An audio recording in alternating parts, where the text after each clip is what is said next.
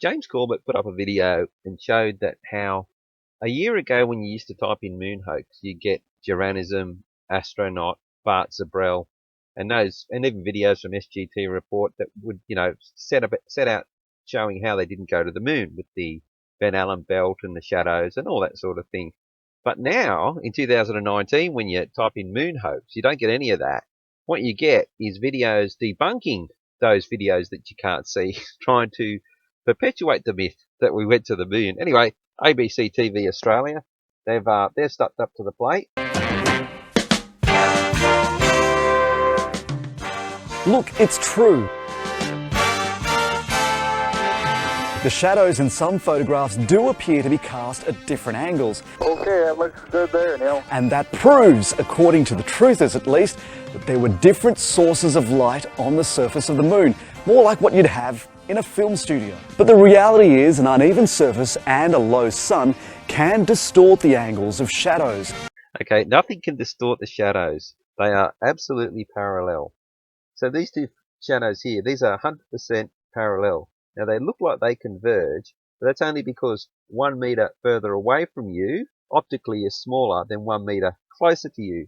But if you went on the other side, they would look like the shadows were diverging, as this 1 meter closest to us would be further apart. Now where the shadows that are parallel look parallel is when you look at them from the side, because the 1 meter difference as the shadows progress is the same distance from the person looking at them. So they look like they're parallel.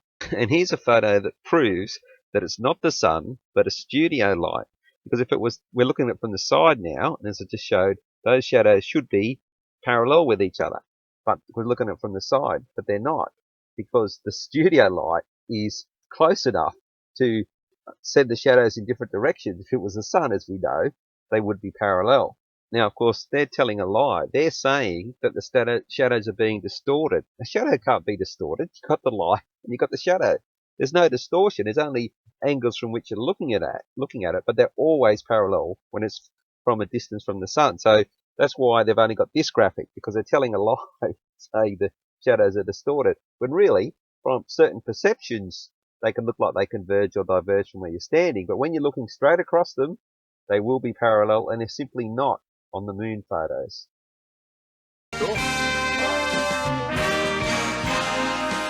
The non-believers say that proves it's a prop. It's true that in one shot you can see the letter C marked on the surface of a rock. I say that the rocks are rather slippery. But it doesn't appear on any of the original NASA negatives, just the reproductions.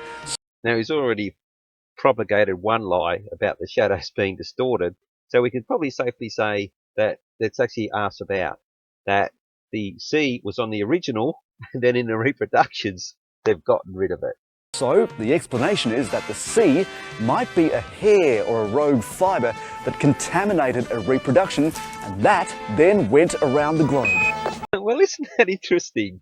That when moon hoaxers put up conspiracy theories that are backed up by, science about the Van Allen belt and by photographic evidence that you can make observations of, no, they're all just crazy, wild conspiracy theories. Jeez! Yet, to try and get over those theories, they come up with more ludicrous theories that they don't even try and prove. They're just guessing. Oh, it might have been a hair. Well, there's actually probably empirical evidence that it's not a hair, in that the cleanliness procedures, the clean room procedures at NASA, when handling, if it was real, this kind of footage, they would have hair nets, they would have filters, air filters. You just could not contaminate the film. They would not be that careless if it was real. So the actual circumstantial evidence goes against their theory, but their unproven theory that they don't even try and prove, obviously, they say, well, that has more weight than you mad, wacky conspiracy theories with your science and your visual evidence. There are countless more theories posed by those who just refuse to believe, including a woman from Western Australia who says she saw a Coke bottle rolling across the surface of the moon in the original broadcast. The logical conclusion to draw here is that, okay, she's the only person to have reportedly seen the Coke bottle. Out of, all of America, all of England, all hoaxes, everyone's looking at shadows and that, we all agree they were there.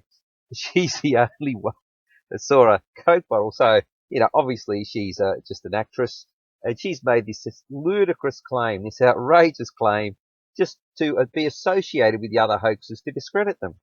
Obviously. You'd think so. I did. But I don't now. I had a bit of a look into this. I was going to put it up in this video, but it's a rip-roaring tale unto itself, and yeah, pretty incredible. Now, you're not believing me now, but I'm telling you, she saw a fucking Coke bottle. I'll show you how she saw a Coke bottle. The only person on Earth, supposedly. Oh, she saw it. I don't make many requests, but I'm going to make one now. If everyone could find time in their busy schedules to I'll put the link in the description, just duck on over to this ABC load of bullshit. As you can see, the likes are 820, the dislikes are 614. Let's try and get this dislikes where it should be, higher than the likes. Because, this is pretty much, remember they suppressed the dislikes, so this is a pretty damning assessment of the video. So, yeah, if everyone could do that, that'd be great.